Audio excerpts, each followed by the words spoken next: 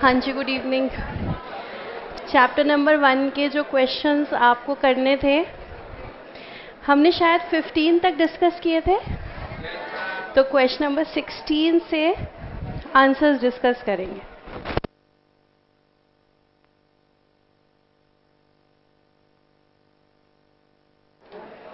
हाँ जी, बताइएगा question number 16। Answer is basics. Question number 17 determination, 18 confidence, very good, 19 confidence, 20th determination, 21st aspiration। Marking system, market system का मतलब है कौन सी economy? Market system. कौन सी economy का दूसरा नाम है? कैपिटलिस्ट इकोनॉमी का। और कैपिटलिस्ट इकोनॉमी का एक ही डिसएडवांटेज है, जो है unequal distribution of income and wealth. इसलिए answer is aspiration. 22nd determination, 23rd, अच्छा 23rd नंबर नहीं है, 24th confidence, 25th basics, 26th confidence. Business economics macro variables के बारे में चिंता नहीं करती है। मैक्रो वेरिएबल जैसे कि पॉपुलेशन, पॉवर्टी, अनएम्प्लॉयमेंट, बिजनेसमैन को इनसे कोई खास मतलब नहीं है। देशभक्ति अपनी तरफ और इन्वेस्टमेंट पे रिटर्न अपनी तरफ। Business economics does not worry about macro variables.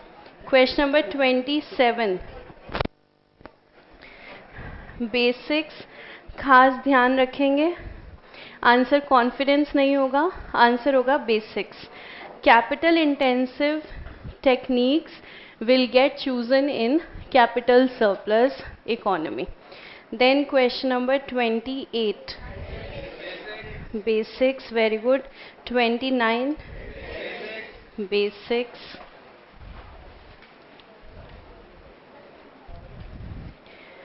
30th basics, 31st basics, 32nd aspiration, 33rd aspiration. जब भी डिमांड सप्लाई से ज़्यादा होगी प्राइसेस बढ़ेंगे। 34th confidence. एडमिनिस्टर्ड प्राइसेस यानी कि जैसे आपके राशन शॉप्स पर जो प्राइसेस होते हैं, they are called as administered prices, और उन्हें हमेशा गवर्नमेंट ही डिसाइड करती है। फिर जैसे आपके सब्सिडाइज्ड प्राइसेस जो होते हैं, they are again administered prices, again decided by the government. Then question 35th determination, very good. 36 basics, 37 basics, 38 aspiration. ध्यान रखेंगे स्कैरसिटी की डेफिनेशन रॉबिन्स ने दी है। Then 39th aspiration, 40th basics.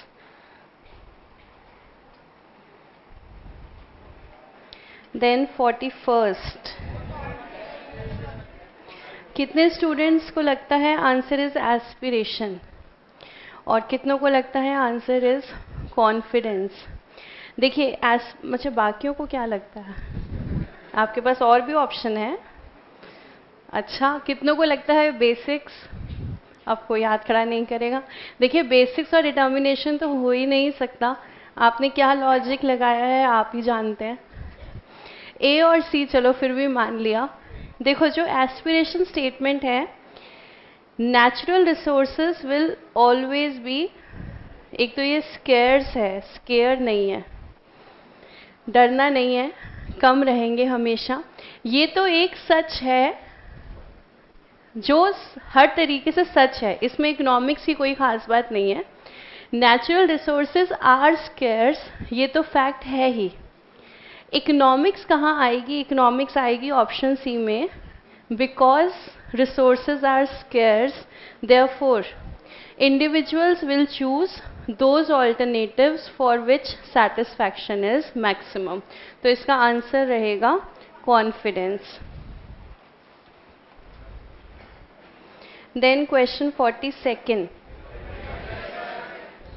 determination. 43rd, confidence. 44, aspiration. 45, confidence. 46, basics. 47, confidence. 48, confidence. 49, basics.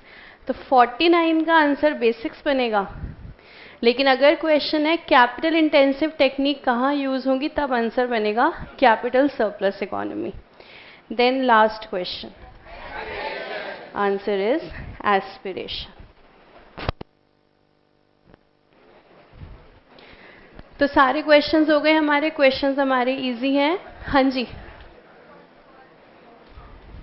41 तो मैंने अभी explain किया. डिटर्मिनेशन तो आपको पता ही नहीं what is trade off. We have not discuss trade off and I have already told you, जो चीज़ हमने डिस्कस नहीं करी वो ऑप्शन में हमारा आंसर बन ही नहीं सकती, वो तो वैसे ही कट जाएगी. आगे चलते हैं, आगे बढ़े हम. पेज नंबर, अच्छा फिर मैंने आपको रीड करने के लिए दिया था पेज नंबर 18. उम्मीद है कोई डाउट नहीं होगा. 19, कोई डाउट नहीं होगा. 20, 21, कोई डाउट नहीं होगा. 22, 23, एनी डाउट? कोई डाउट नहीं है. डाउट ना होने के दो मतलब हैं. देखिए मैंने तो कुछ कहा भी नहीं, आप खुद ही बोल पड़े. अच्छा, तो आपने क्योंकि पढ़ा नहीं है तो देखिए पेज नंबर 22 पर एक इफेक्ट लिखा हुआ है, स्नॉब इफेक्ट. और पेज नंबर 21 पर कल हमने पढ़ा था डिमॉन्स्ट्रेशन इफेक्ट. परसों पढ़ा था डिमॉन्स्ट्रेशन इफेक्ट. याद है क्या था? नहीं पढ़ा था? अच्छा कोई बात नहीं, दोबारा कर लेते हैं. डिमॉन्स्ट्रेशन इफेक्ट का मतलब है जब हम किसी और के पास कोई सामान देख करके डिमांड क्रिएट करते हैं. जैसे मान लीजिए आपका मोबाइल एकदम सही सलामत है, बढ़िया से काम कर रहा है, कोई दिक्कत नहीं है, लेकिन आपका फ्रेंड जो है नया मोबाइल आज ले आया. ठीक है, अब क्योंकि उसके हाथ में नया मोबाइल है इसलिए आपके मन में इच्छा हुई कि मुझे भी नया मोबाइल चाहिए. तो ये जो डिमांड आपने क्रिएट करी है ये किस वजह से है? डिमॉन्स्ट्रेशन इफेक्ट से. मतलब आपकी टेस्ट एंड प्रेफरेंस क्या है? आपके दोस्त के पास चीज़ होना आपकी टेस्ट एंड प्रेफरेंस है कि अगर उसके पास है तो हमें भी चाहिए. Demonstration effect. स्नॉब इफेक्ट इसका बिल्कुल ऑपोजिट है. ये कहता है दूसरों के हाथ में चीज़ देखकर डिमांड को क्रिएट ना करना. ठीक है, डेमोन्स्ट्रेशन इफेक्ट है दूसरों के हाथों में देख करके डिमांड क्रिएट करना. जैसे आपके फेवरेट सेलिब्रिटीज़ या क्रिकेटर्स किसी प्रोडक्ट को इंडोर्स करते हैं तो आपकी इच्छा होती है कि हमें भी वो सामान चाहिए. That is demonstration effect. Snob effect क्या है? एक पर्टिकुलर मोबाइल, आपके ग्रुप में 5 फ्रेंड हैं, चारों के पास वो है और आपको नया मोबाइल लेना है. तो आप क्या कहोगे? ये वाला तो पक्का नहीं लेना, ये तो चारों के पास है, इसका क्या फ़ायदा, हम कुछ डिफरेंट लेंगे. तो सिर्फ इसलिए क्योंकि वो सबके पास है आपने कहा मुझे नहीं चाहिए. तो इसी इफेक्ट को हमने क्या कहा है? Snob effect. It also means boring effect. क्योंकि चीज़ सभी के पास है तो आपको वो एकदम बोरिंग लगती है और आप उसकी डिमांड क्रिएट नहीं करते. तो ये हम किस हेडिंग में पढ़ रहे थे? Factors affecting demand. तो बिजनेसमैन को क्या कोशिश करनी चाहिए? आपका प्रोडक्ट कभी भी स्नॉब इफेक्ट की कैटेगरी में ना चला जाए. फिर पेज नंबर 23 पर कोई डाउट नहीं होगा. पेज 24 जिन बच्चों ने पढ़ा है, क्या आपको कोई डाउट है? अच्छा, कितने बच्चों ने पढ़ा है और बाकी बच्चों ने क्यों नहीं पढ़ा?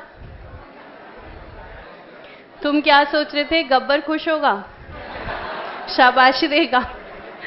हाँ देखो, ये आपको जो रीडिंग के पेजेस मिलते हैं आप प्लीज पढ़ लिया करो, नहीं तो डाउट्स फिर पूछने का टाइम निकल जाएगा, फिर आपके पेंडिंग हो जाएंगे। अब आपने पढ़ा नहीं है तो अभी तो मैं डाउट्स बता रही हूँ सारे खुद से, अगली बार से नहीं बताऊंगी, ठीक है? आज मैं बता रही हूँ। अब देखो page number 24, exceptions to the law of demand. Exceptions का मतलब क्या हुआ?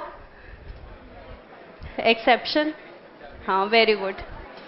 लॉ ऑफ डिमांड कहता है प्राइस के बढ़ने पर क्वांटिटी फॉल होती है और प्राइस के कम होने पर क्वांटिटी राइज होती है। जहां पर भी ये रिलेशनशिप प्रूव नहीं होगा वहां पर हम कहते हैं एक्सेप्शन। तो सबसे फर्स्ट एक्सेप्शन हमेशा आती है कुछ ऐसे गुड्स जैसे कि डायमंड्स। डायमंड्स के केस में, जैसे अगर किसी मैरिज फंक्शन में आप जाओ, वहाँ पर कोई लेडीज़ का ग्रुप हो तो वो आपस में क्या बात कर रहे होंगे, तुमने जो ज्वेलरी पहनी है कितने की है? 4 लाख की है। अच्छा, मैंने जो पहनी है वो 6 लाख की है। तो कोई कहेगा मैंने जो पहनी है वो 8 लाख की है। तो अपनी वैल्यू कैसे बढ़ रही है? कॉस्टली ज्वेलरी पहनने से। और मैं उम्मीद करती हूँ हमारी क्लास में जो गर्ल्स हैं जो क्या पढ़ रही हैं, चार्टेड अकाउंटेंसी, जो बन रही हैं हाईली एजुकेटेड, उम्मीद करती हूँ आप सब इस बेकार की डिस्कशन का पार्ट नहीं बनेंगे कि किसने कितनी महंगी ज्वेलरी पहनी है। इंसान की पहचान ज्वेलरी से नहीं होती, उसके कामों से होती है, उसकी सोच से होती है। लेकिन अगर हम ट्रेडिशनल अप्रोच में जाएं तो फैमिलीज का सिस्टम ये है, जिसके पास जितनी ज़्यादा ज्वेलरी उसे उतना ही रिच माना जाता है। इसलिए डायमंड के केस में परिस्थिति कैसी रहती है? Higher the price, higher will be the quantity demanded, क्योंकि उसकी पहचान ही अपने प्राइस से है। फिर उसके बाद सेकंड एक्सेप्शन है गिफन गुड्स। गिफन गुड्स तो डेफिनेटली एक्सेप्शन में आते हैं, पर इनका कारण अलग है। गिफन गुड्स का मतलब जैसे लो क्वालिटी राइस, टूटा हुआ चावल, शायद आपने देखा नहीं होगा, देखा आपने? अच्छा, बिल्कुल वो लो क्वालिटी राइस है। लो क्वालिटी राइस सपोज आज की डेट में 20 रुपीज़ पर आता है, और जो अच्छे वाला चावल है suppose that is for 50 rupees पर केजी, ठीक है? अब मार्केट में लो क्वालिटी राइस का प्राइस बढ़ जाता है, 20 रुपए से सपोज ये हो गया 25 रुपए। तो लॉ ऑफ डिमांड कहता है प्राइस के बढ़ने पर क्वांटिटी में फॉल होगा, लेकिन इस केस में नहीं होगा। कारण अच्छे वाले राइस के कंपैरिजन में आज भी ये राइस सस्ता है। तो चाहे ये 20 से 25 हो गया, फिर भी 50 रुपए के कंपैरिजन में ये सस्ता ही है, इसलिए डिमांड में फॉल नहीं आएगा। और इसीलिए ये क्या बन गया है? Exceptions to the law of demand. Giffen goods एक इकोनॉमिस्ट के नाम पर है, रॉबर्ट गिफन, और इन्होंने एग्जाम्पल लिया था ब्रेड और मीट का। ये जिस कंट्री में थे वहाँ पर ब्रेड और मीट इंफीरियर प्रोडक्ट था, लेकिन हम इसे जनरल कैटेगरी में पढ़ते हैं। कोई भी इंफीरियर प्रोडक्ट का अगर प्राइस बढ़ता है और अगर वो सुपीरियर के कनेक्शन में आज भी लो प्राइस्ड है तो उसकी डिमांड अभी भी बढ़ती रहेगी। फिर उसके बाद थर्ड एक्सेप्शन आ रही है कॉन्स्पिशियस नेसेसिटीज। ये डिफरेंट टाइप की नेसेसिटी है। सपोज आप अपने एक फ्रेंड के घर गए, फर्स्ट टाइम आप गए हो उसके घर, और उसका घर क्या है? पूरा का पूरा बंगलो है। तो आप गए हो और आप देख रहे हो बड़ी सी कोठी है, और आप देख रहे हो उस घर को, और घर के बाहर जो है BMW खड़ी हुई है। तो आप एक अंदाज़ा लगा रहे हो अपने फ्रेंड के स्टेटस का, और आप अंदर गए, घर में एंटर किया, आपने ड्राइंग रूम में आप गए और आपने देखा वहां पे कूलर लगा हुआ है। अब देखो, अब आप हंसे क्यों? अब क्यों हंसे?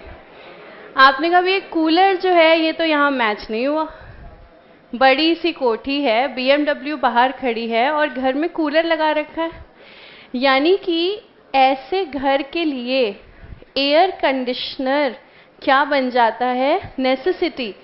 लेकिन generally what is AC? It is a luxury commodity. लेकिन ऐसे घर के लिए क्या बन गया? नेसेसिटी। इसको बोलते हैं कॉन्स्पिशियस नेसेसिटी, जो नेसेसिटी है नहीं लेकिन कुछ लोगों के लिए बन गई है। जैसे इकोनॉमिस्ट एग्जांपल लेते हैं आज की डेट में कलर टीवी का। आज की डेट में कलर टीवी एक नेसेसिटी है। भाई अगर आपके घर में ब्लैक एंड वाइट टीवी लगा है तो सबसे पहले तो ये पूछेंगे ढूंढ के कहाँ से लाए हो, मिला कहाँ से तुम्हें? तो although television is not a necessity, लेकिन प्रेजेंट सर्कमस्टांसेस में colour TV is a necessity. इन सब चीज़ों को बोलते हैं कॉन्स्पिशियस नेसेसिटी। और अगर आपको इस समय एसी खरीदना है और आपके लिए नेसेसिटी है, तो अगर प्राइस बढ़ भी गया तो भी आप खरीद लोगे, तो लॉ ऑफ डिमांड एप्लीकेबल नहीं होगा। फिर एक एक्सेप्शन आ रही है फ्यूचर एक्सपेक्टेशन। तो इसका बेस्ट एग्जांपल है शेयर्स, क्योंकि शेयर की सारी मार्केट, सारी इन्वेस्टमेंट किस चीज़ पर है? फ्यूचर एक्सपेक्टेशन पे। सपोज एक शेयर का आज प्राइस है 4,000 रुपये मार्केट में, बढ़कर के हो गया 5,000 रुपये। तो लॉ ऑफ डिमांड सेज अगर प्राइस बढ़ा है तो क्वांटिटी फॉल होगी। लेकिन मार्केट में ऑब्जर्व किया गया कि क्वांटिटी फॉल होने की जगह बढ़ती जा रही है। तो कंज्यूमर से हमने पूछा कि ऐसा क्यों कर रहे हो, प्राइस के बढ़ने पर भी क्वांटिटी क्यों बढ़ा रहे हो? कंज्यूमर ने कहा आपको पता नहीं है, ये बढ़ के 10,000 तक जाएगा अभी। कंज्यूमर का अंदाज़ा है ये शेयर 10,000 तक जाएगा। तो जब 4 से 5,000 हुआ तो कंज्यूमर ने क्या किया? परचेज करना शुरू कर दिया। तो अगर फ्यूचर एक्सपेक्टेशन है प्राइस के बढ़ने की, तो इनिशियली जब प्राइस बढ़ेगा तो डिमांड का क्या होगा? डिमांड भी बढ़ने लग जाएगी। लॉ ऑफ डिमांड एप्लीकेबल नहीं होगा। ठीक है। और फिर उसके बाद law is applicable only to rational consumer, वो इकोनॉमिक्स के सारे लॉज हैं। Speculative goods again like shares, shares पे लॉ ऑफ डिमांड एप्लीकेबल नहीं है। फिर पेज नंबर 25। अच्छा आपने पढ़ा नहीं है, अभी पढ़ के देख लो, उम्मीद है आपको याद होगा। ये आपने पढ़ा होगा ना, expansion, contraction, increase, decrease. Expansion contraction किस वजह से होता है? प्राइस के बढ़ने और कम होने से। और इंक्रीज और डिक्रीज बाकी सारे फैक्टर्स के चेंज होने से। बाकी सारे फैक्टर्स जब फेवर में चेंज होते हैं तो डिमांड इंक्रीज होती है, और जब अगेंस्ट में चेंज होते हैं तो डिमांड डिक्रीज होती है। फिर पेज नंबर 26, यहीं तक आपको पढ़ना था। और हम अगले टॉपिक पर आ रहे हैं, इलास्टिसिटी ऑफ डिमांड।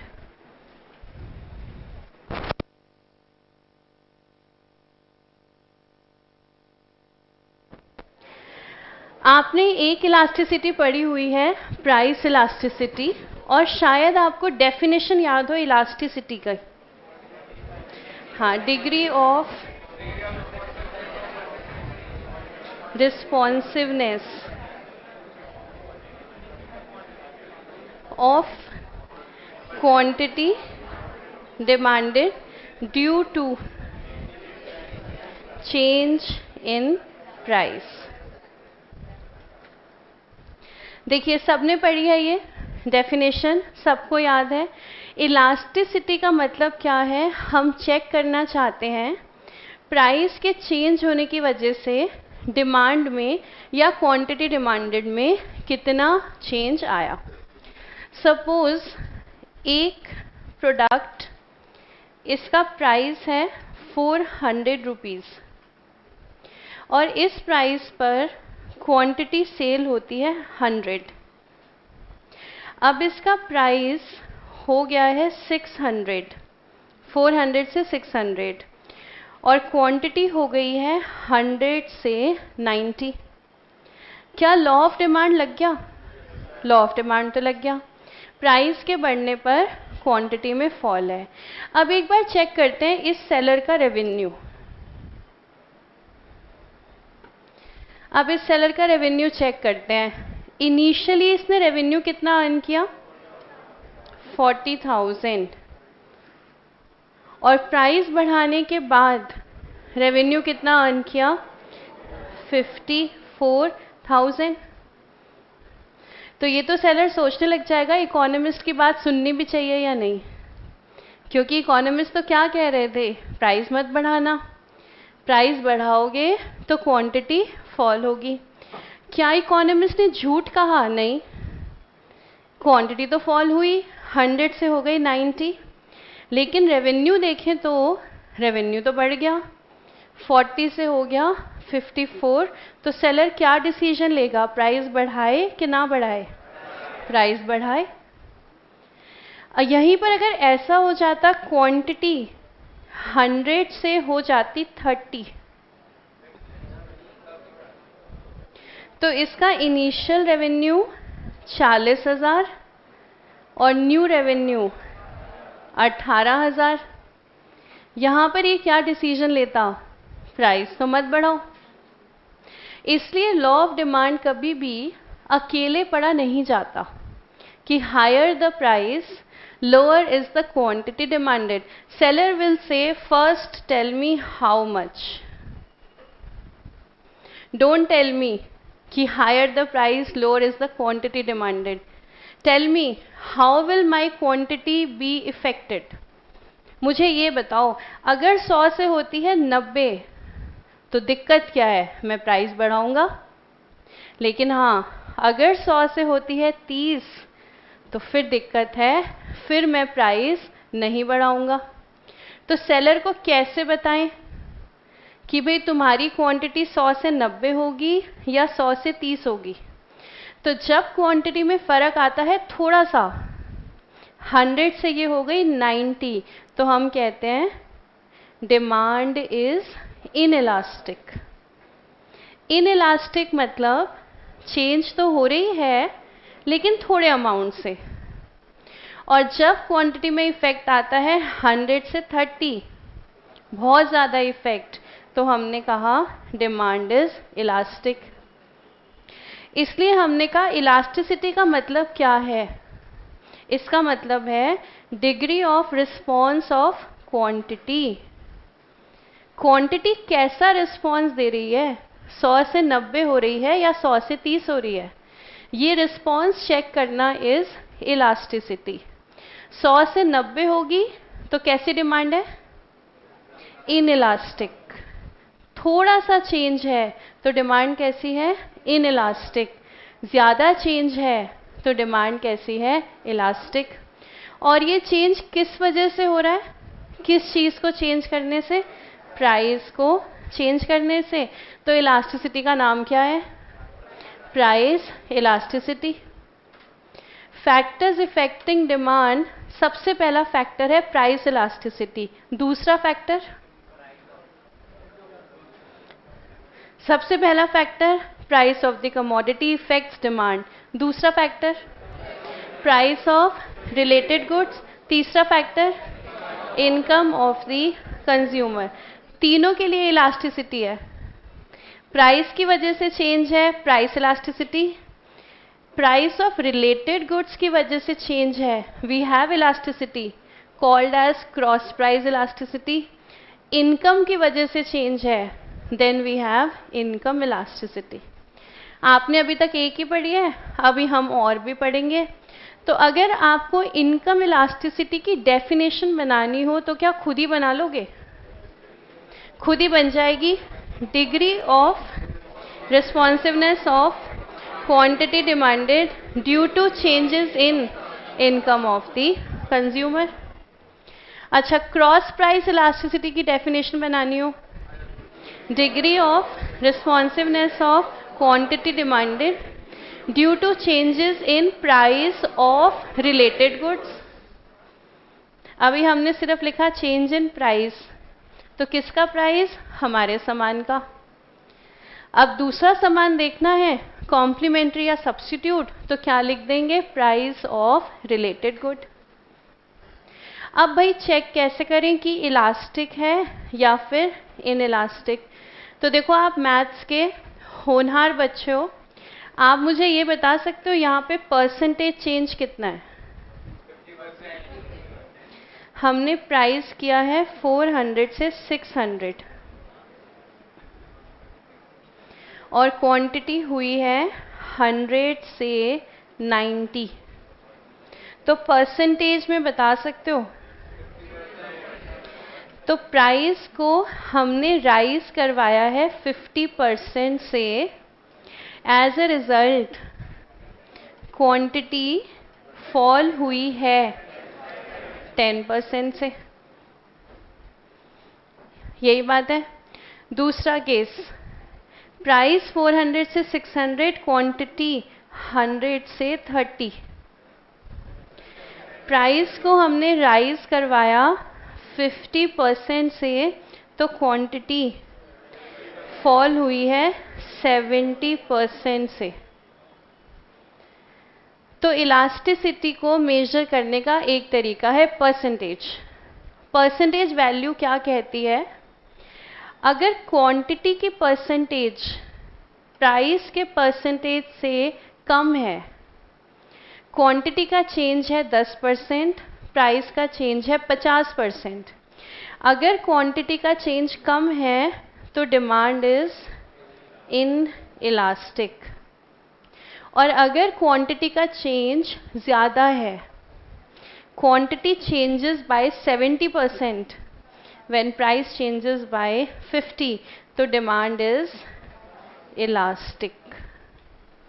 और अगर हम कहें as a chartered accountant, CA, आप अपने क्लाइंट को क्या एडवाइस करोगे अगर वो आपसे ये पूछे कि मैं मेरे सामान का प्राइस बढ़ाऊं कि ना बढ़ाऊं? तो आप उसे कैसे एडवाइस करोगे?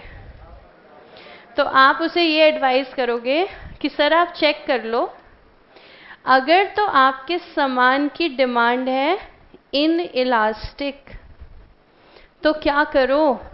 प्राइस को बढ़ा दो, फायदे में रहोगे।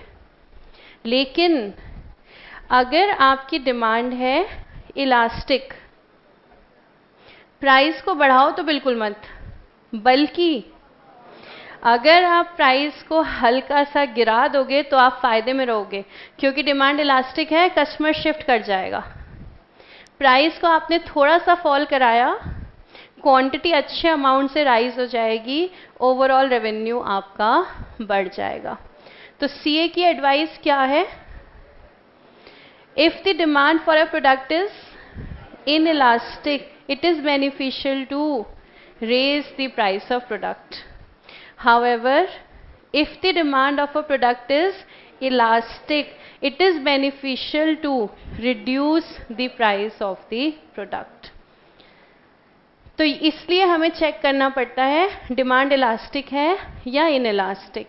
अभी हमने चेक किया परसेंटेज से, इसी को शायद आपने इकोनॉमिक्स में एक और तरीके से भी पढ़ा होगा।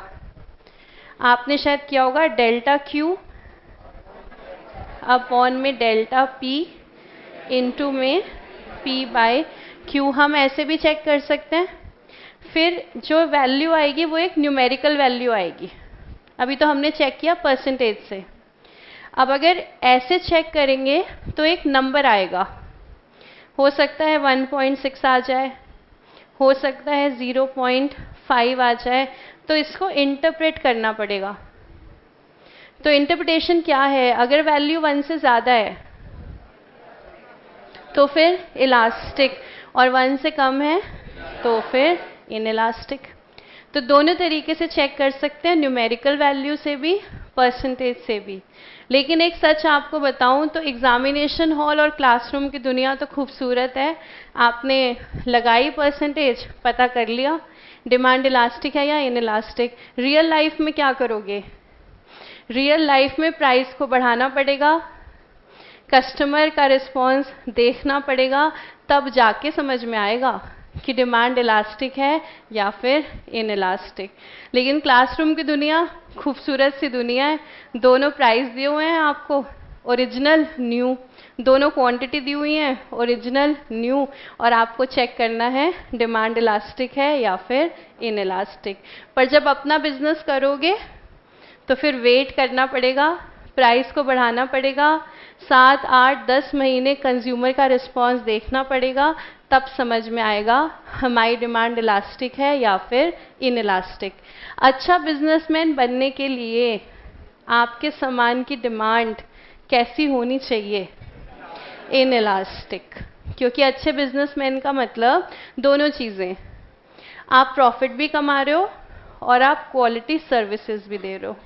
तो आप प्रॉफिट कमा रहे हो तो आप खुश हो, क्वालिटी सर्विसेज दे रहे हो, कस्टमर खुश है।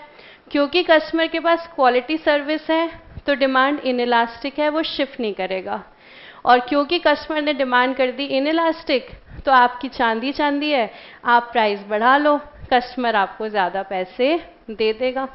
लेकिन कितना बढ़ाना चाहिए वो भी एक क्वेश्चन है, वो हम देखेंगे मार्केट स्ट्रक्चर के समय, कि प्राइस अगर आप बढ़ा भी सकते हो तो क्या प्रोड्यूसर को वो सारे पैसे ले लेने चाहिए जितना कंज्यूमर देने को तैयार है, या फिर कंज्यूमर के हाथ में कुछ सरप्लस छोड़ देना चाहिए? सरप्लस का मतलब है वो कितना देना चाहता है और आपने कितना चार्ज किया। तो वो हम मार्केट में स्टडी करेंगे। पर फिलहाल इतनी बात समझ में आ गई, अगर बिजनेस मार्केट में करना है और प्राइस बढ़ाना है तो डिमांड कैसी होनी चाहिए? In elastic. तो दिमाग में शायद एक सवाल आता हो कि कैसे होगी, कैसे होगी डिमांड इन इलास्टिक? सोचना तो बड़ा आसान है कि डिमांड इन इलास्टिक हो। तो देखो, एक तो सबसे बड़ा फैक्टर है सब्स्टिट्यूट्स। अगर सब्स्टिट्यूट है ही नहीं तो डिमांड कैसी होगी? In elastic. और अगर सब्स्टिट्यूट हैं तो डिमांड कैसी होगी? इलास्टिक। तो चलो अब हम पढ़ लेते हैं प्राइस इलास्टिसिटी के बारे में, पेज नंबर 27। तो एक बार आप रीडिंग लीजिएगा, प्राइस इलास्टिसिटी।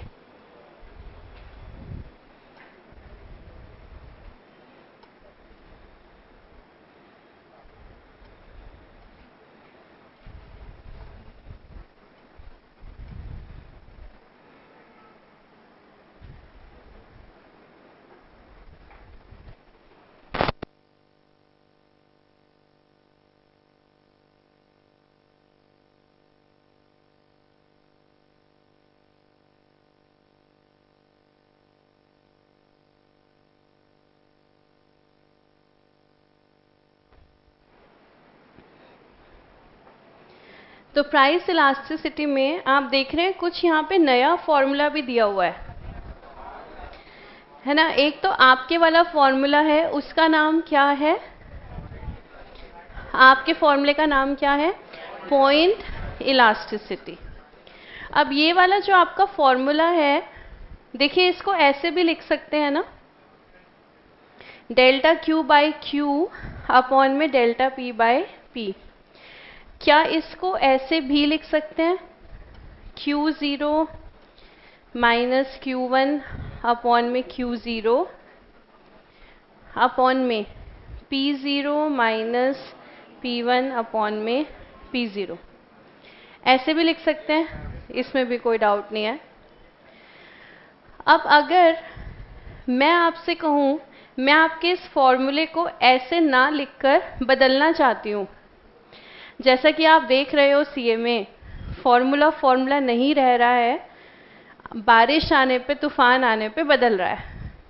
सपोज अगर मैंने आपसे कहा मैं आपके फॉर्मूले में थोड़ा सा चेंज करना चाहती हूँ और मैं इस फॉर्मूले को करना चाहती हूँ Q1 माइनस Q0 अपॉन में Q1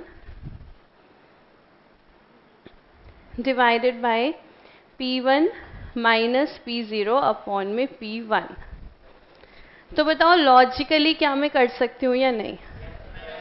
लॉजिकली मैं बिल्कुल कर सकती हूँ, इसमें कोई दिक्कत नहीं है। इस वाले फॉर्मूले में हमने इनिशियल क्वांटिटी को बेस बनाया है, इनिशियल क्वांटिटी और प्राइस को, और इस वाले फॉर्मूले में नई क्वांटिटी और नए प्राइस को। तो हम अगर ऐसे करना चाहें ऐसे भी कर सकते हैं, लॉजिकली कोई दिक्कत नहीं है, और अगर ऐसे करना चाहें तो ऐसे भी कर सकते हैं। लेकिन हाँ, 90%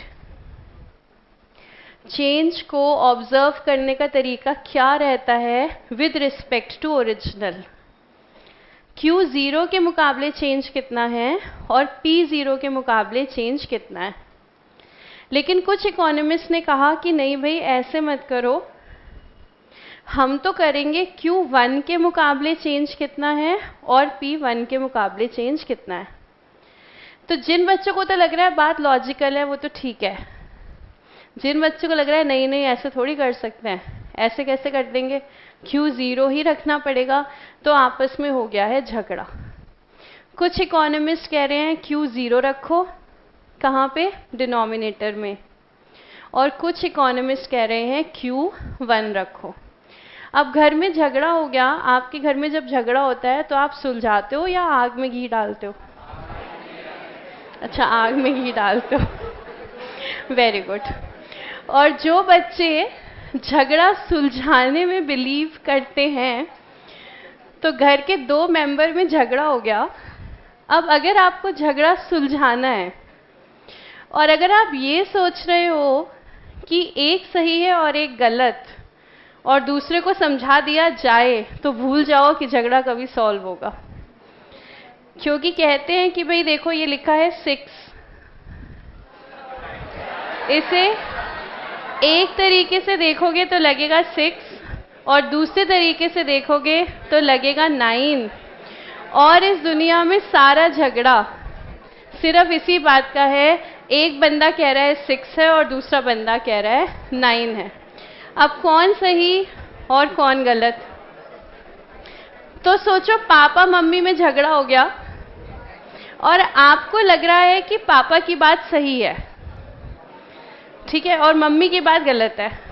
आप चाह रहे हो झगड़ा सॉल्व हो जाए और आप मम्मी को समझाना चाहते हो क्या, कि आप तो हो गलत और पापा है सही, तो समझा लोगे? झगड़ा सुलझ जाएगा या एक नया झगड़ा हो जाएगा तुम्हारा और मम्मी का? इसलिए झगड़े को सुलझाने का तरीका ये है कि दोनों पार्टीज को ये बताया जाए कि भाई अपनी अपनी जगह दोनों सही हो, लेकिन अब मिलकर के एक रास्ता निकालो, जो हमारे समझदार इकोनॉमिस्ट ने किया। झगड़ा किस बात का है? कोई कह रहा है बेस ले लो Q1 और कोई कह रहा है बेस ले लो Q2। 0 और 1 की जगह मैंने कर दिया 1 और 2, इसमें तो कोई दिक्कत नहीं है।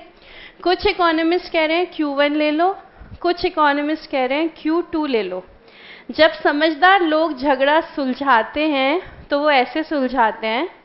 इन इकोनॉमिस्ट को कहा देखो ना तो हम Q1 ले रहे ना हम Q2 ले रहे, ऐसा करते हैं इन दोनों का एवरेज ले लेते हैं, बेस। अब अगर बेस लेना है इन दोनों का एवरेज, तो अब परिस्थिति कुछ ऐसी है, आपका फॉर्मूला चल रहा है डेल्टा Q अपॉन में Q। अब वो Q की जगह क्या आ जाएगा, Q1 plus Q2 divided by 2। फिर आपके फॉर्मूले में डेल्टा P अपॉन में P, P की जगह क्या आ जाएगा, P1 plus P2 divided by 2। Delta Q को हमने लिख दिया Q1 माइनस Q2 अपॉन में हो गया Q1 plus Q2 divided by 2। Delta P को हमने लिख दिया P1 माइनस P2 अपॉन में हो गया P1 plus P2 divided by 2। समझ गए? अब इसको हमने मैथमेटिकली सॉल्व कर दिया, तो फॉर्मूला बना Q1 माइनस Q2 अपॉन में Q1 प्लस Q2 इनटू में P1 प्लस P2 अपॉन में P1 माइनस P2। याद हो गया? तो एक बार फिर से बताओ, Q1 माइनस Q2 इनटू में अपॉन में P1 माइनस P2। धीरेन्द्र भाई अपने पास माइक देना जरा।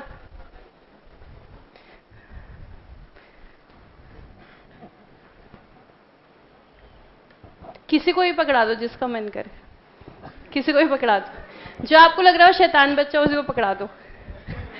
एकदम मतलब तुम इतने शैतान बच्चे हो भैया, सीधा है तुम्हारे पास। पकड़ाओ बताओ भाई, फॉर्मूला बताओ। किसका formula? Ma'am elasticity of demand. हाँ बताओ। Q1 ये क्वेश्चन नहीं था, फॉर्मूला बताना है। Q1 minus Q2 upon Q1 plus Q2 into P1 plus P2 upon P1 minus P2। Very good, यही फॉर्मूला है। अब ये बताओ, तुम्हें बड़ा मजा आ रहा है क्लैपिंग कर। अब ये बताओ, नहीं इसके लिए चॉकलेट नहीं है। मैम मुझे चाहिए भी नहीं। चाहिए भी नहीं, अब मिलेगी भी नहीं। अब बस, अब याद रख लो, बस अब बात हो गई आज ये, ना चॉकलेट ना कैश प्राइज। अब तुमने इतनी बड़ी बात बोल दी कि चॉकलेट तुम्हें चाहिए भी नहीं ना, अब कट्टी, अब मिलेगी भी नहीं। चलो अब देखो, जब हम इस फॉर्मूले को ओपन करेंगे तो भाई एक नंबर आएगा। सपोज आंसर आया 1.6। अब क्या ये बता सकते हो कि ये हमेशा माइनस आएगा, या ये हमेशा प्लस आएगा, या ये कुछ भी आ सकता है? कुछ भी नहीं आ सकता है, कुछ भी नहीं है इसका आंसर। ये हमेशा माइनस ही आएगा। इसका कारण inverse relationship between price and quantity. ये आपकी मैथमेटिक्स नहीं है, ये इकोनॉमिक्स है। यहाँ माइनस साइन का मतलब है रिलेशनशिप की डायरेक्शन। तो क्योंकि रिलेशनशिप इनवर्स है इसलिए यहाँ आंसर हमेशा माइनस आएगा। इसलिए स्टडी मॉड्यूल सेज अगर आपने इलास्टिसिटी की वैल्यू निकाली और सपोज आंसर आता है -1.6, लेकिन आपके जो 4 ऑप्शन है, अब मान लीजिए उसमें हमने दिया है 0.6, 1, 1.6 एंड नन ऑफ दीज, तो स्टडी मॉड्यूल सेज आप आंसर मार्क कर देना 1.6, क्योंकि प्राइस इलास्टिसिटी में 1.6 का मतलब है -1.6, लेकिन सिर्फ प्राइस इलास्टिसिटी में। इनकम इलास्टिसिटी में इग्नोर नहीं करना है, क्रॉस प्राइस इलास्टिसिटी में इग्नोर नहीं करना है। सिर्फ कहाँ इग्नोर कर सकते हैं? प्राइस इलास्टिसिटी के केस में। उम्मीद है आपने पढ़ भी लिया होगा, यहाँ पे लिखा भी हुआ है, you have to ignore the negative sign while giving answer of price elasticity. अच्छा, अगर मान लो ऐसा क्वेश्चन आ जाए, आपको Q1 दिया हुआ है, Q2 दिया हुआ है, P1 दिया हुआ है, P2 आपको निकालना है और आपको इलास्टिसिटी दी हुई है 1.6। ठीक है, अब आप निकालोगे तो आप फॉर्मूला लगाओगे Q1 माइनस Q2 अपॉन में Q1 प्लस Q2 इंटू में P1 प्लस P2 अपॉन में P1 minus P2 is equals to, यहाँ पर माइनस ज़रूर लगा देना, कारण शायद समझ गए, क्योंकि अब ये बन गई है मैथमेटिकल इक्वेशन। अगर अब यहाँ मैथ्स में साइन को इग्नोर किया फिर गड़बड़ हो जाएगी। तो अब जब ऐसे करके वैल्यू निकालोगे तो माइनस ज़रूर लगा देना। लेकिन अगर आंसर 1.6 है ऑप्शन में और आपका आंसर आया है -1.6, फिर कोई दिक्कत नहीं है, फिर आंसर मार्क कर देना +1.6। ठीक है, फिर आगे चलें, पेज नंबर 28। पेज 28 ये वैसे हमने कर लिया, आप एक बार टेबल पढ़ लो, value of elasticity and meaning.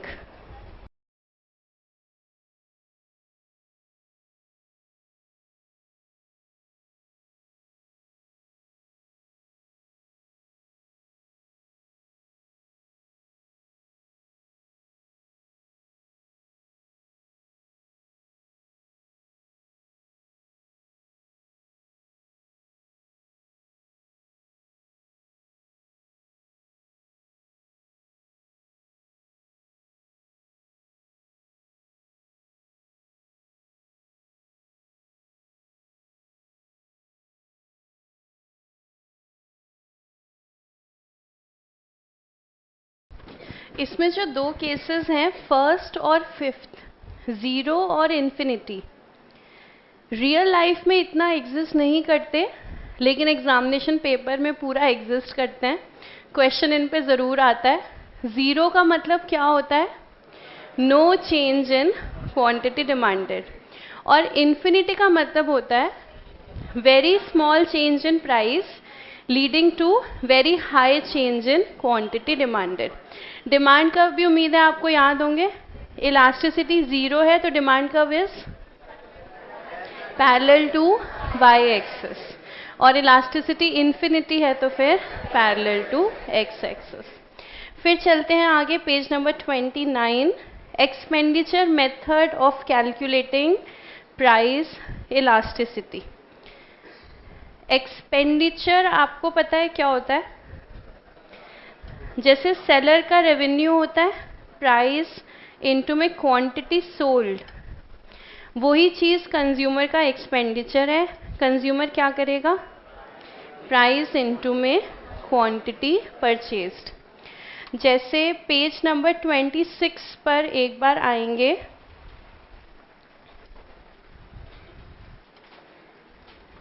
Page number 26, situation 1। इसमें अगर हम एक्सपेंडिचर निकालना चाहें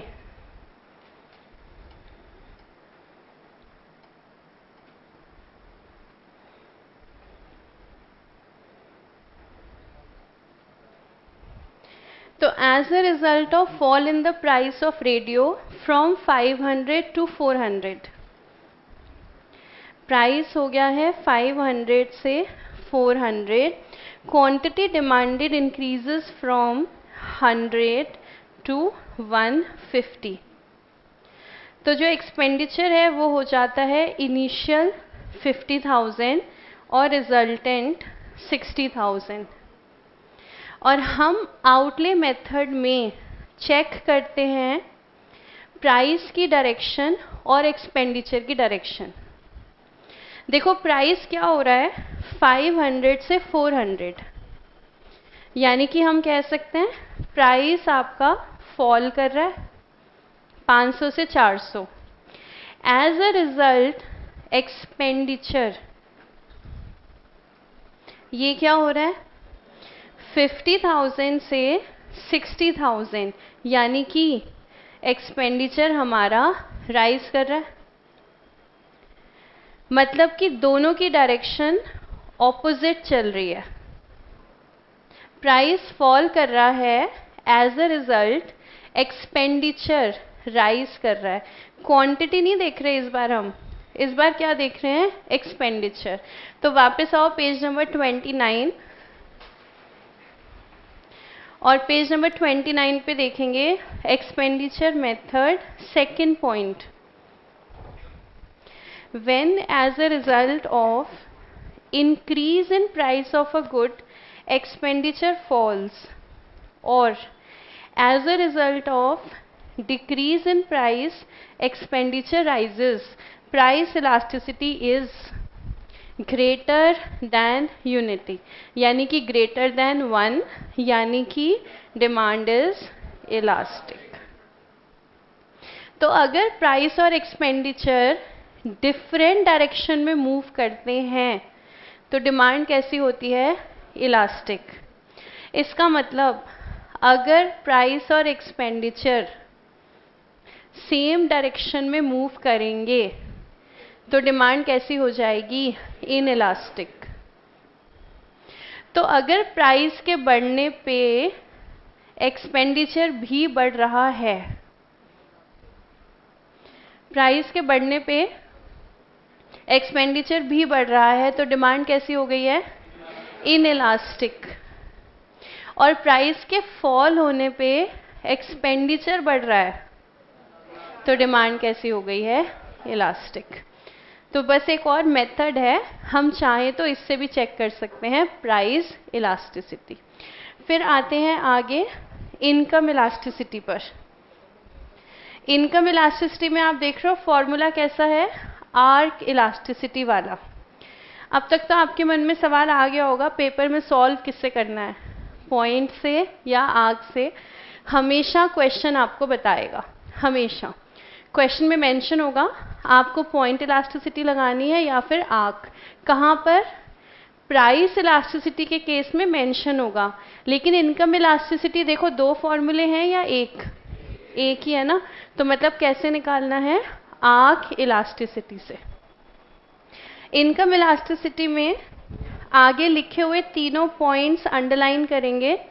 for inferior goods income elasticity is negative. For luxury goods it is more than 1.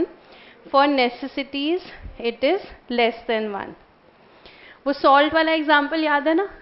घर गए थे, सब्जी में नमक ज़्यादा, ऐसा नहीं हो सकता, इसलिए नेसेसिटीज़ के केस में इलास्टिसिटी इज़ लेस देन 1 और लग्जरी के केस में डेफिनेटली मोर देन 1। उसके बाद cross price elasticity. Cross price elasticity का फॉर्मूला और प्राइस इलास्टिसिटी का सेम नहीं लग रहा? लग तो सेम ही रहा है, लेकिन सेम है नहीं। वहाँ पे प्राइस किसका था? अपने प्रोडक्ट का। यहाँ पे प्राइस किसका है? रिलेटेड प्रोडक्ट का, जो या तो कॉम्प्लीमेंट्री हो सकते हैं या फिर सब्स्टिट्यूट। अच्छा, लास्ट क्लास में हमने पढ़ा था अगर इंक का प्राइस बढ़ेगा, अगर इंक का प्राइस बढ़ेगा तो इंक पेन की डिमांड कम होगी। मतलब कॉम्प्लीमेंट्री गुड्स का रिलेशनशिप कैसा है? इनवर्स। और अगर पेप्सी का प्राइस बढ़ेगा तो कोक की डिमांड बढ़ेगी। तो सब्स्टिट्यूट्स का रिलेशनशिप कैसा है? पॉजिटिव। इसका मतलब अगर क्रॉस प्राइस इलास्टिसिटी आती है नेगेटिव, अगर क्रॉस प्राइस इलास्टिसिटी का आंसर आता है नेगेटिव, तो गुड्स कैसे हैं? Complementary goods. और अगर आंसर आता है पॉजिटिव, तो गुड्स कैसे हैं? सब्स्टिट्यूट्स। तो इसको अंडरलाइन करेंगे। If cross elasticity is positive, goods are substitutes. If it is negative, goods are complements. And if cross elasticity is zero, then goods are totally unrelated. तो एक बार एग्जामिनर ने question पूछा था कि the prices of jeans has been increased in the market. Jeans के price जो है market में बढ़ गए हैं, and as a result quantity demanded for tomatoes has decreased. तो क्वेश्चन था what is the cross elasticity, तो आंसर क्या आएगा? Zero, totally unrelated goods. और फिर एक hypothetical situation, if goods are perfect substitutes, cross elasticity will be infinity. फिर आगे आएंगे page number 31। Newly introduced elasticity, नाम क्या है? Advertisement elasticity. जिस हिसाब से एडवर्टीजमेंट की वजह से प्रोडक्ट्स की डिमांड चेंज हो रही है, तो इकोनॉमिस्ट ने न्यू इलास्टिसिटी इंट्रोड्यूस करी है, जिसको कहते हैं एडवर्टीजमेंट इलास्टिसिटी। फॉर्मूला देखिए, आर्क है या पॉइंट? पॉइंट। तो ये ध्यान रखना पड़ेगा, ऑप्शन सिर्फ प्राइस इलास्टिसिटी में है। इनकम इलास्टिसिटी कैसे निकल रही है? आर्क के बेसिस पे। क्रॉस प्राइस इलास्टिसिटी आर्क के बेसिस पे, और एडवर्टीजमेंट इलास्टिसिटी पॉइंट के बेसिस पे। सिंपल सा फॉर्मूला है, percentage change in demand upon percentage change in advertisement expenditure. ठीक है, और इसमें कुछ है नहीं। एक बार आप पेज 31 की रीडिंग ले लीजिए, कोई डाउट हो तो पूछ लीजिए।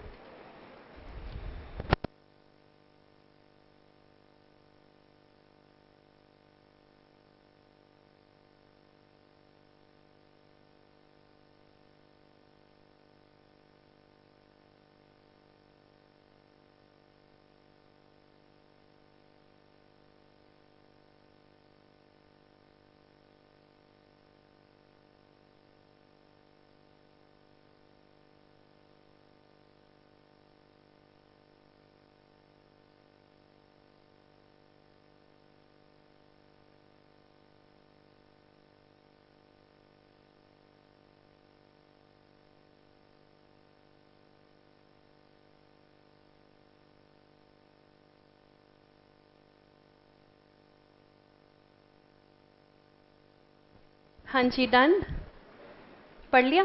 चलें आगे, आगे चलते हैं। Page number 32, factors affecting elasticity of demand.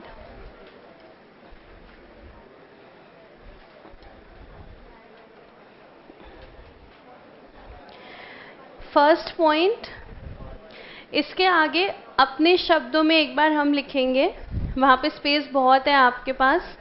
First point के साथ सिंपल शब्दों में हम लिखेंगे more substitutes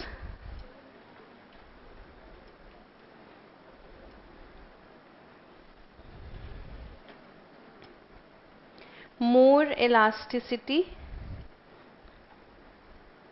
less substitutes, less elasticity। और इलास्टिसिटी का मतलब फिर से याद कर लें, इलास्टिसिटी का मतलब है क्वांटिटी डिमांडेड में चेंज होना। तो लॉजिकल सी बात है, अगर आपके सामान का सब्स्टिट्यूट अवेलेबल है तो कंज्यूमर प्राइस बढ़ने पर शिफ्ट करेंगे। तो अगर सब्स्टिट्यूट है तो डिमांड कैसी होगी? ज़्यादा इलास्टिक।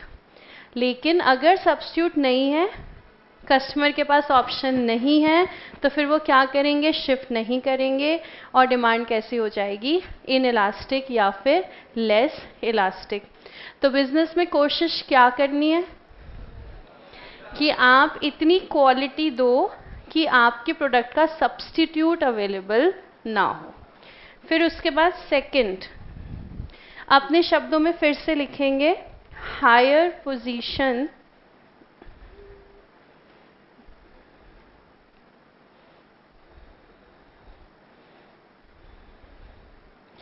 मोर elasticity, lower position less elasticity.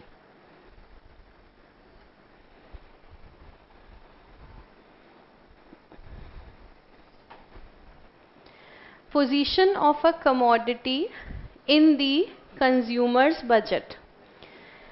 हर फैमिली अपना एक बजट बनाती है मंथ का कि भाई खर्चा इतना इतना इस चीज़ पर होगा। तो सपोज एक फैमिली है, इनको इस महीने एसी लेना है, तो इन्होंने अपना बजट बनाया और उस बजट में इन्होंने 40,000 रुपीज़ एलोकेट किए हैं एसी खरीदने के लिए। ठीक है, और ये फैमिली गोलगप्पों की भी शौकीन है, तो इनके बजट में गोलगप्पों का भी खास स्थान रहता है। महीने का इनका बजट है 150 रुपये का गोलगप्पे पर।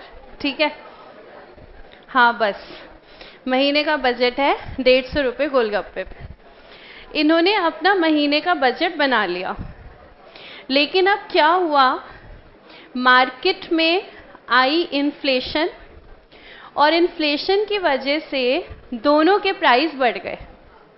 ठीक है, एसी का प्राइस हो गया 40 से 50 और गोलगप्पे का प्राइस हो गया डबल। तो 150 रुपये एलोकेटेड थे, खर्चा अब होगा 300 रुपये का। तो अब आप देखो चांसेस कहाँ ज़्यादा हैं कि प्राइस के बढ़ने की वजह से ये फैमिली डिमांड क्रिएट ना करे।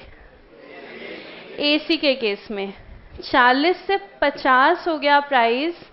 अब एक क्वेश्चन मार्क है, खरीदें या फिर अभी रहने दें, वेट कर लेते हैं, प्राइस कम होगा तब खरीदेंगे। अच्छा गोलगप्पे 150 से हो गया 300,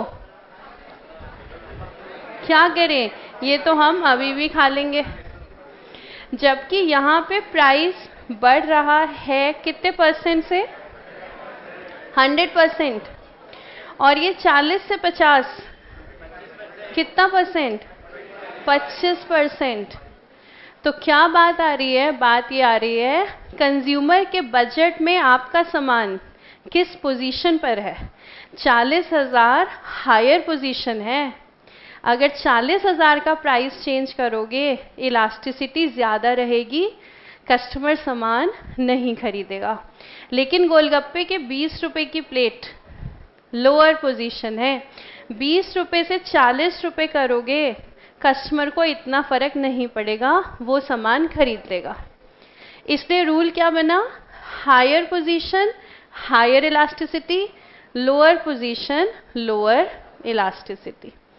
फिर चलेंगे third point, nature of the need. इसे आप अलग से लिखो मत, वहीं पे अंडरलाइन कर लो। लॉजिकल बात है, लग्जरी गुड्स तो डिमांड कैसी रहेगी, इलास्टिक, और नेसेसिटीज डिमांड रहेगी इनइलास्टिक। फिर फोर्थ पॉइंट फिर से अपने शब्दों में लिखेंगे, मोर यूजेस मोर इलास्टिसिटी।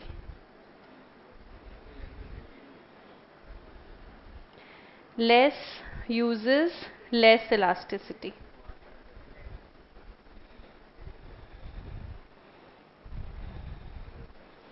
आपके घर में मिल्क कंज्यूम होता है,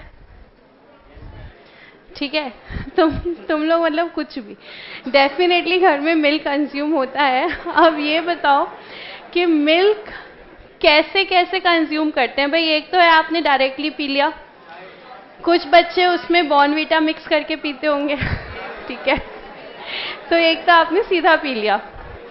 फिर उसके बाद आपने अगर चाय बनाई तो उसमें भी मिल्क यूज होगा, कॉफी बनाओगे उसमें भी मिल्क यूज होगा, अगर आप दही खाओगे तो वो भी दूध से ही बन रही है, अगर आप पनीर खाओगे वो भी दूध से बन रहा है, अगर आप कढ़ी खाओगे कढ़ी दही से बन रही है, दही दूध से बन रहा है।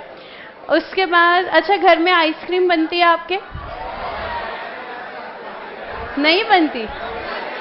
क्या बात कर रहे हो, कितने बच्चे घर में आइसक्रीम बनती है? हाँ बहुत सारे बच्चे घर में बनती है। बाकी तुम्हें मम्मी ने आइसक्रीम नहीं बना के खिलाई? तुम अपना व्यवहार ठीक करो घर में। आइसक्रीम तो मम्मी बना के खिलाती हैं। तो अच्छा चलो, आइसक्रीम सबके घर में नहीं बनती, खीर सबके घर में बनती है, खीर सबके घर में बनती है। और दूध से क्या क्या बनता है आपके घर में? दलिया, अच्छा दलिया भी बनता है। और कॉर्नफ्लेक्स, हाँ कॉर्नफ्लेक्स भी आप खा सकते हो। बस मिल्क पे रिसर्च नहीं कर रहे, मैं बात ये कर रही हूँ, अगर मिल्क का प्राइस बढ़ता है तो क्या ये जो सारे यूजेस हो रहे हैं, क्या इसमें से कुछ चीज़ों की कंजम्पशन कटेगी घर पे? कटेगी। अगर मिल्क का प्राइस बढ़ेगा तो अब घर में खीर कम बनेगी, घर में कढ़ी कम बनेगी, घर में पनीर कम आएगा। इसलिए more uses more elasticity, less uses less elasticity. फिर आते हैं आगे फिफ्थ पॉइंट, फिर से अपने शब्दों में लिखेंगे, longer time period higher elasticity.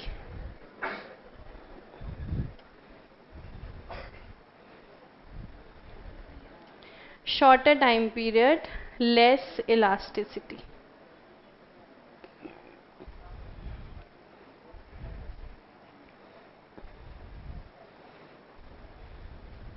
आपका जो फेवरेट मोबाइल फ़ोन है क्या रेंज में आता है? 20,000। तुम इसमें क्यों हंस रहे हो बेमतलब कुछ भी? देखो सपोज आपका मोबाइल फ़ोन जो आपको पसंद है वो 20,000 रुपये में आता है, ठीक है। अब इसके लिए आप पापा को बहुत टाइम से मना रहे हो कि भाई ये मोबाइल फ़ोन जो है मुझे लेना है, ठीक है।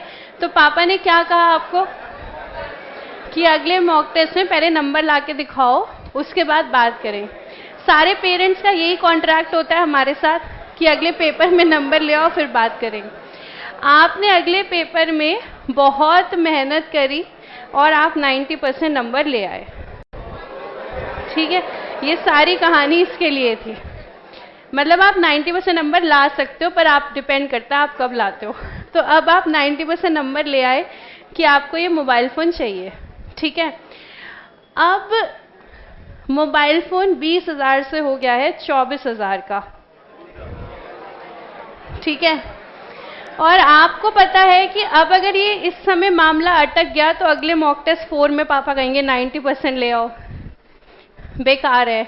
अगला मॉक टेस्ट किसने देखा है, कितने नंबर आए, इस समय तो 90% आ गए। तो आप पापा को हर हालत में कन्विंस करोगे, पापा ये 24 का ही था, मैंने 20 आपको गलती से बताए थे, ये 24 का ही है शुरू से, आप मुझे ये मोबाइल फ़ोन दिला दो। हम क्या बात कर रहे हैं, shorter time period.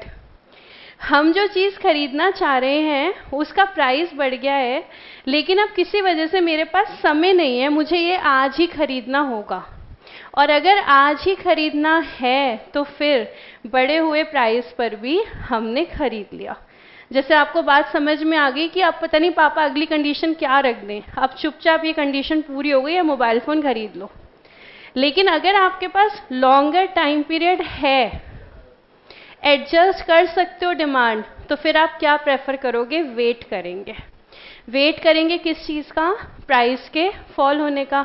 Generally in सब चीज़ों में लॉन्गर टाइम पीरियड होता है, मोबाइल परचेज करना है, गाड़ी परचेज करनी है, इसलिए आपने देखा है हम लोग हमेशा डिस्काउंट्स का वेट करते हैं। नया फ़ोन है, थोड़ा पुराना हो जाएगा, सस्ता हो जाएगा, तब ले लेंगे, अगर ईगो पे बात ना आए तो कि भाई पुराना हो गया है।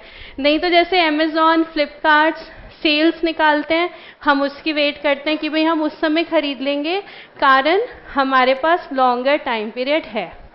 तो अगर समय है तो इलास्टिसिटी कैसे होगी, हायर। हायर का मतलब कस्टमर शिफ्ट हो जाएगा, आपके सामान की डिमांड वो छोड़ देगा। लेकिन अगर समय कम है तो इलास्टिसिटी कम है, जैसे कि मेडिसिन्स। अब कोई बीमारी हो गई और मेडिसिन लेनी है तो प्राइस के कम होने का वेट करेंगे, नहीं, जो प्राइस है उस प्राइस पर मेडिसिन ले ली जाएगी। ठीक है, फिर देखो 6 पॉइंट, टाइड डिमांड। सरफ वाला टाइड नहीं है, ये टाइट डिमांड है, यानी कि कॉम्प्लीमेंट्री गुड्स। कॉम्प्लीमेंट्री गुड्स की डिमांड कैसी होगी, इनइलास्टिक, क्योंकि दोनों को साथ साथ कंज्यूम करना है। उसके बाद consumer habits. If a consumer is a habitual consumer, no matter how much the price is, demand will be inelastic. Consumer habits में कौन सा एग्जाम्पल आता है आपके माइंड में, वेरी गुड। आगे चलेंगे, price range. Price range, goods in a, देखिए इसको ऑनलाइन कर लीजिएगा, goods which are in very high price range और very low price range have inelastic demand, but those in the middle range have elastic demand. Very low price range तो हमने अभी क्या, गोलगप्पे 20 रुपए के, 40 के हो जाएं, 50 के हो जाएं, inelastic demand. Similar is the case with very high range.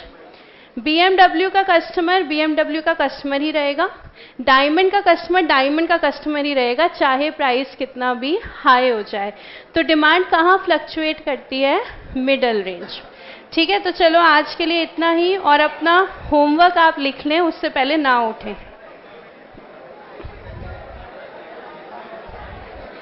Economics में आपको रीड आउट करके आने हैं पेज 38, 39, 40। तो कल फिर मिलेंगे। Thank you so much and keep smiling.